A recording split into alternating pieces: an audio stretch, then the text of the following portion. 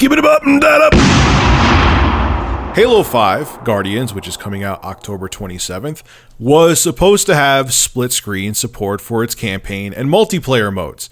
And now it's not going to, and fans of the series are, at best, pissed off. And Frank O'Connor, who is the development director of the Halo franchise, is tired of people annoying him on Twitter. Someone said to him on Twitter with the hashtag Bring Halo 5 Split Screen Back. Frank O'Connor replied to them saying, if we could do it, we would do it. But it is what they call non-trivial, meaning it isn't as easy as just like flipping a light switch and bringing back split screen. It's a big deal and they can't do it. This is what 343 Industries executive producer Josh Holmes had to say on Halo 5 not having split screen. Many of our ambitious goals for Halo 5 would be compromised in a split screen setting, and the time spent optimizing and addressing split screen specific issues would take focus from building other parts of the game.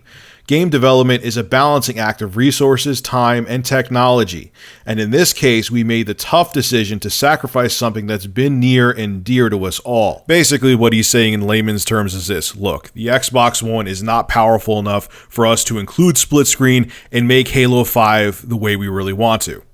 He's just saying it in a more eloquent way. There's no way they can include split screen and make the game the way they want it to because it just wouldn't work. There's not enough horsepower in the console to make it happen. Now, I've pretty much let go the whole limitations of the 8th gen consoles thing for a while now. There's been articles that have come out talking about how a game's 1080p on the PS4 and 900p on the Xbox One, so on and so forth. But I just felt like I was beating a dead horse, and to continue talking about that over and over and over again would drive you insane. And it would drive me insane. I just got sick of talking about it. The consoles are what they are. But at the same time, this just shows how limited the Xbox One and PS4 have pretty much been out of the gate. If you really think about it, we've been talking about the limitations of, this is the first generation I've seen this with too, where from release we've talked about the limitations of the consoles instead of what they're capable of. Because when they were released, they were already a couple years behind the current PC technology. Like I said, in other generations, usually the consoles are actually ahead of anything else out there. And when I see things like this, it makes me realize I don't think this generation, like I said, I think in a video yesterday, I don't think this generation is going to last for almost a decade like the 7th gen did, because the consoles released and they were already substantially far behind hardware-wise and capability-wise. There's no way that the Xbox One and PS4 can last for a decade. There's just no way, because they're already so far behind the curve with what their capabilities are. It's just impossible that 10 years from now, I could see them still trying to make AAA games on PS4 and Xbox One hardware.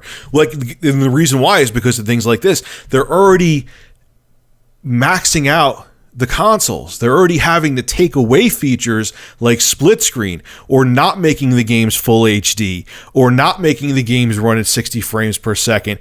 And we're just getting into the second year of the console cycle, and they're already tapping out these consoles completely. And you could go into the whole cloud thing with the Xbox One. Please, let's not even go there. But you see my point, though. The hardware is already very dated, and I think part of the reason why gamers are getting pissed is they're frustrated to, you get these new consoles expecting them to constantly, continuously wow you. You're still the new generation is still relatively new, and instead of being wowed, they're cutting things out due to hardware limitations. It's kind of frustrating, and I can understand why people are pissed off. It shouldn't be this way, but it is what it is. The 8th gen consoles are what they are. They can't change them now, so. All right, folks, this is Rich of Review Tech USA. Make sure to rate, comment, favorite, and subscribe. And as always, thank you for supporting my channel. Have a good one.